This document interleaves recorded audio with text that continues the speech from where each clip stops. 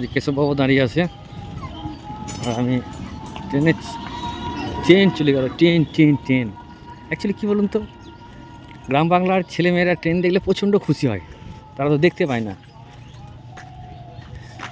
এসেছি আমরা মাছ ধরার জন্য জায়গাতে, এখন মামাকে ডাকতে গেল, মামা আসুক, ঠিক আছে।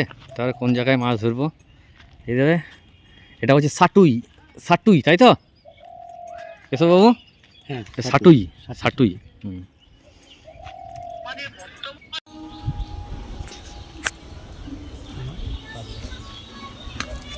দাদা ছেড়ে দেবো।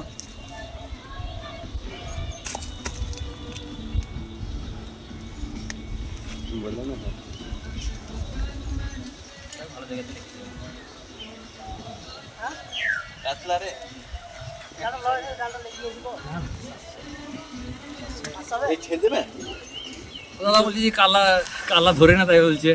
আগে বলেছেন? হ্যাঁ দাদা বলছি তো।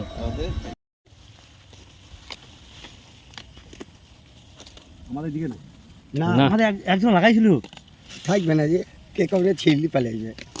ওই কারমিলটা আছে না জর্দার কাছে, ওইখানে লাগাই থাকবেন। এই শাক ছেঁড়ার নিয়ম আছে দেখেছেন, অর্ধেকটা ছিঁড়বে অর্ধেকটা থাকবে, এই পুরোটা ছিঁড়বে না, তাহলে কিন্তু গাছটা খাম হবে না খুব। এই শাকটা ছিঁড়তেও মানে জানতে হয়, মামা বলে দিল যে এইভাবে ছিঁড়তে হয়, তাহলে গাছটা ঠিক থাকবে। দেখুন কত সুন্দর হয়ে আছে, একদম চারিদিক একদম সবুজ, আর সব পাট। মেঘ লেগেছে, প্রচুর পরিমাণে মেঘ লেগেছে বন্ধুরা, তাড়াতাড়ি করতে হবে, নাহলে আমাদের বাড়ি যেতে গিয়ে ভিজে যাব। চলুন ঠিক আছে, তুলে নিই শাক, তারপরে দেখাচ্ছি।